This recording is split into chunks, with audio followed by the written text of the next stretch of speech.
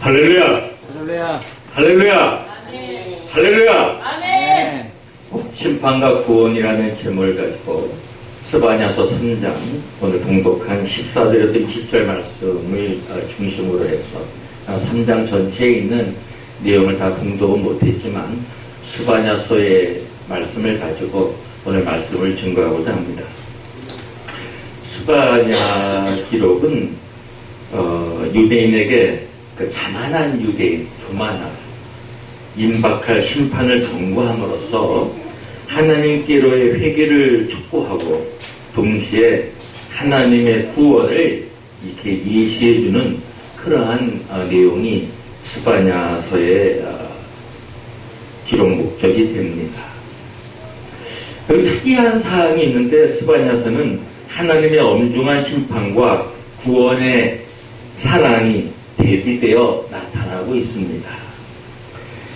스바냐 저자는 바로 유대왕 히스기야의 4대손으로 기록 연대는 주전 640년 내지는 630년경에 기록되어진 성경입니다. 기록은 유대 땅에서 했고요. 여기에 이제 핵심 인물들이 등장하는데 요시야, 유다 백성들, 블레셋인, 모압인, 암몬인, 구스인, 아수엘인이 핵심 인물들입니다. 여기 나타나고 있는 주요한 장소는 예루살렘이고요. 그 배경을 보면 사악한 왕 므낫세와 아몬의 오랜 실정 후 즉위한 요시야 왕의 바로 개혁을 이렇게 시도하는 시기에 그런 배경을 이 스바냐서는 갖고 있습니다. 당시 주변에는 개혁을 방해할 강대국이 없었어요. 왜냐하면 이때는 아시리아의 쇠퇴기이기 때문입니다. 스바냐의 예언이 요시야 개혁의 주요 동기가 되어졌을 것으로 추정하고 있습니다. 스바냐는 잘 아시는 예레미야 선지자 바로 앞 시기에 활동한 선지자였습니다. 그래서 스바냐는 심판에 대한 경고를 중심 주제로 가지고 있고 끝에 가서는 구원에 대해서 이제 메시지를 희망의 메시지를 주고 있습니다.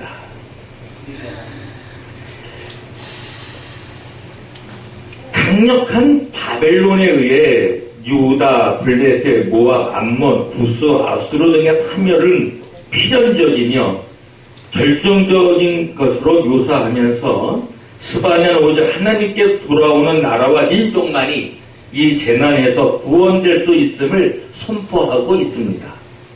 어떤 국가라 해도 하나님의 관심과 사랑에서 멀리 떨어져 있는 나라는 없고 어떤 민족이라도 하나님의 능력이 미치지 못할 만큼 왜소한 나라는 없습니다. 스바냐 선지자는 누구든지 하나님을 찾고 그분을 의지하며 하나님께 소망을 둔다면 결국엔 하나님의 은혜를 입게 될 것이라는 것이 바로 스바냐서가 우리에게 주는 진리의 말씀이요 교훈입니다. 이 스바냐서에 나타나고 있는 지도자의 타락상이 잘 나타나 있는데요. 우상 숭배를 이렇게 많이 하고 있어요. 그래서 이 우상 숭배를 방지하고 지도자들은 우상 숭배를 방지하고 건전한 신앙 공동체를 이루어야 할에도 불구하고 그 당시에 방백들, 재판장들, 선지자들, 제사장들이 오히려 유다의 타락을 조장하고 있었을 정도입니다. 바로 이러한 현상은 지도자들이 하나님의 말씀보다는 물질 만능주의에 세뇌되어 물질의 탐욕에 따라 행동한 결과였던 것입니다. 현대 자본주의 사회는 기독교인으로 하여금 하나님에 대한 사랑과 이웃에 대한 사랑보다는 물질 소유, 탐욕에 끌려 살게 하는 힘이 매우 큽니다. 우리는 이 시대를 본받지 말고 하나님과 재물을 겸하여 섬기지 못한다는 예수님의 말씀을 따라 살아야 될 것입니다. 오늘 그래서 스바냐서에 보면은 매우 그 당시에 매우 심각하게 얼마만큼 타락되어져 있는가 이렇게 여호와의 말씀을 우리가 보면은 오늘 본문 1장 2절에 보면 이렇게 말하고 있습니다. 여호와께서 가라사대 내가 지면에서 모든 것을 진멸하리라. 마지막 때에 일어날 심판을 벌써 주전 630년, 440년경에 스바냐를 통해서 이미 인류의 멸망까지도 이미 예언되어져 있습니다. 그래서 스바냐서에 보면 이렇게 말씀하고 계세요. 여호와께서 가라사대 1장 2절입니다. 내가 지면에서 모든 것을 진멸하리라. 내가 사람과 짐승을 진멸하고 공중의 새와 바다의 고기와 거치게 하는 것과 악인들을 아울러 진멸할 것이다. 내가 사람을 지면에서 멸절하리라. 나 여호와의 말이니라. 무시무시하죠. 이 정도로까지 하나님은 인류 멸망에 대해서, 인류를 심판하실 거에 대해서 이미 스바냐 선지자를 통하여 이미 예언해주고 계십니다.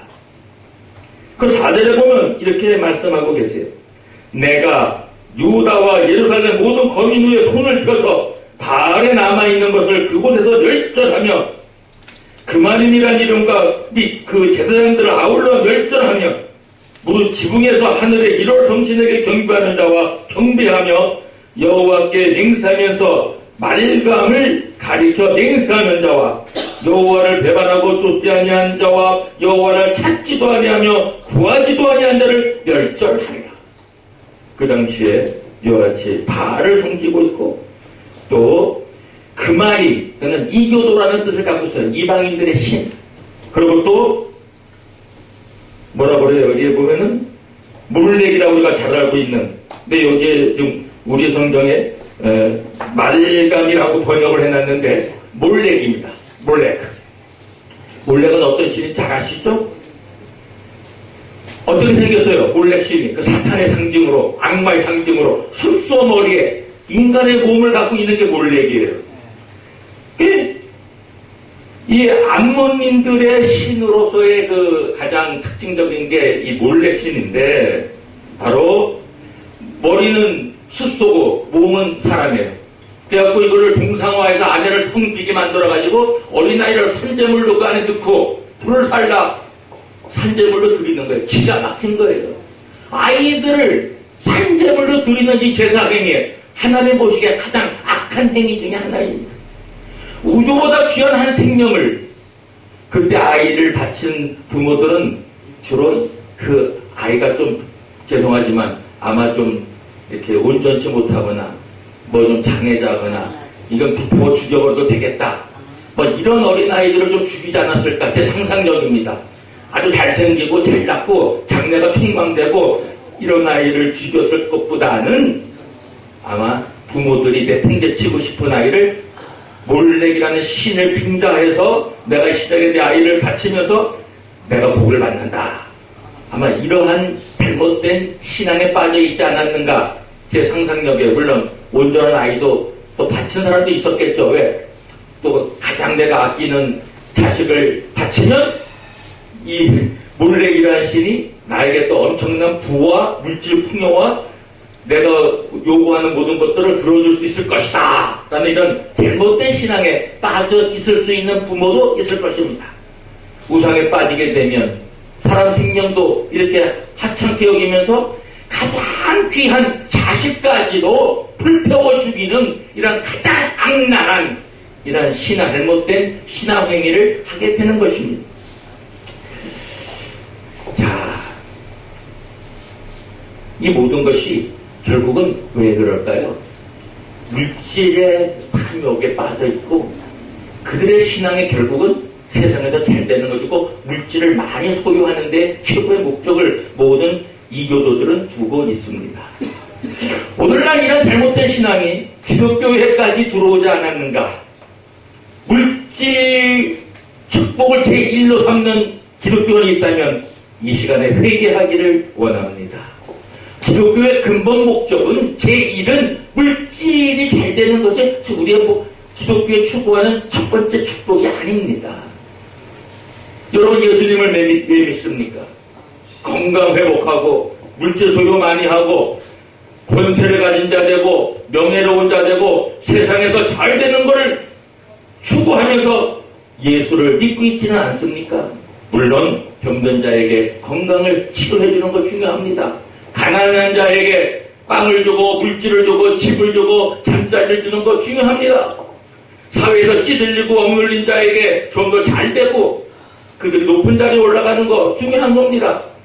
그러나 그것이 우리 신앙의 최종적인 기독교의 목적은 아닙니다. 사랑하는 여러분, 우리 기독교인들의 목적은 무엇입니까? 죄용상을 받고 영생을 받고 천국을 소유하고 하나님의 자녀되는 권세를 가지고 사는 것이 기독교인의 궁극적인 목적이요, 우리 예수님을 믿는 신앙의 본질입니다. 땅의 것만 추구하고 산다면, 땅에서만 잘 되길 원한다면 예수 믿지 마세요. 그 윤리적으로 도덕적으로 공부 많이 하고 지식을 갖고 인간관계 잘하고 출세주의에 빠지고 좋은 대학 나오고 좋은 직장 가지면 세상에서 비교적 잘 될 수 있는 가능성이 많이 있어요. 그거는 전부 세상적인 추구입니다. 오늘 기독교가 이렇게 물질주의에 빠지고 세상 성공주의에 빠져 있고 세상에서 잘 되는 것만 너무 강조하다 보니까 천국에 대한 희망, 천국에 대한 소망이 너무 약해졌어요. 죄를 쉽게 져요. 기독교인들도 양심이 막이 되어져 가요. 왜 이렇게 됐을까요?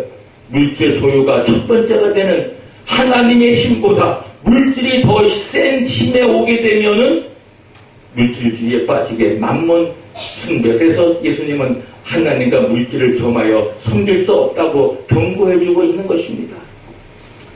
사랑하는 형제자매 여러분, 예수님을 왜 믿습니까? 물질을 많이 소유하고 세상에서 잘 되기 위해서 것이 첫 번째 목적입니까? 아니면 예수님 말씀에 순종하면서 하나님의 뜻을 따라 살아 하나님의 나라와 의를 먼저 구하고 이 땅에 정의를 세우고 진리를 세우고 하나님의 공의가 강물처럼 흐르는 이러한 세상을 만들기 위해서, 변혁시키기 위해서, 혁명시키기 위해서 믿고 있지 않습니까? 저는 바로 이 세상을, 공의로운 세상을 하나님을 첫 번째로 사랑하고 그래서 하나님을 잘 섬기고 말씀대로 살았더니 하나님이 건강 축복도 주시고 물질 축복도 주시고 그랬더니 그걸 나를 위해서 쓰는 게 아니라 이웃과 함께 나누면서 선한 일을 많이 하며 거기에 행복과 기쁨을 누리고 살면 이것이 하나님이 가장 원하시는 삶이 아니겠습니까?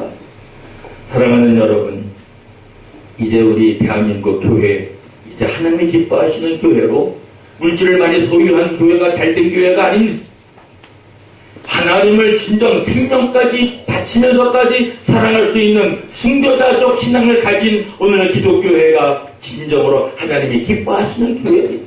세상적인 모든 것에 다 추구하는 것을 내려놓고 하나님이 기뻐하시는 뜻을 따라 하나님의 말씀을 따라 사는 자들을 하나님은 원하시고 찾고 계십니다.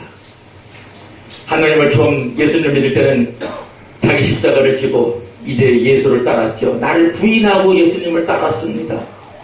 내 생명은 아무것도 아니고 예수님이 나의 모든 것이라고 예수님을 따랐습니다. 근데 지금은 어떻게 됐나요? 저 역시도 부끄러워요.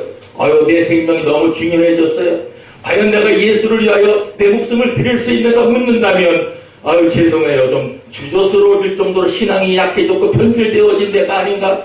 내가 선교사로 갈 때는 예수님께 온 생명 다하고 온 마음을 다하고 순교자적 각오까지 각오하고 예수님을 내 삶 전체를 드리겠다고 갔는데 이제는 내가 너무 변질되어져서 예수를 위해서 바칠 생명이 아니라 나를 위해서 살아가는 나의 삶이 아닌가.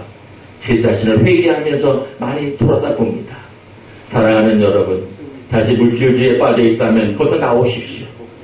정말 하나님이 기뻐하시는 하나님의 나라와 의를 먼저 구하고 그러면 하나님께서 여러분의 필요한 모든 것을 먹을 거 마실 거 입을 거 다 주실 줄로 믿습니다. 하나님은 우주의 만물의 창조자시요 우주의 주인이 만물의 주가 되신 분, 우리 인류의 주가 되신 모든 만물은 주의 것입니다. 주님께 온 삶을 다 바치면서 주님께 다 맡기십시오. 주를 의지하십시오. 주의 계명을 따르십시오. 주의 말씀대로 사십시오. 그러면 영혼이 잘 되고 모든 일이 다 형통합니다. 저는 감리교인이지만 영혼 범사가 잘 되고 또 순복음교회 또 삼박자 또 축복도 있잖아요. 또 필요한 거예요. 이 땅에.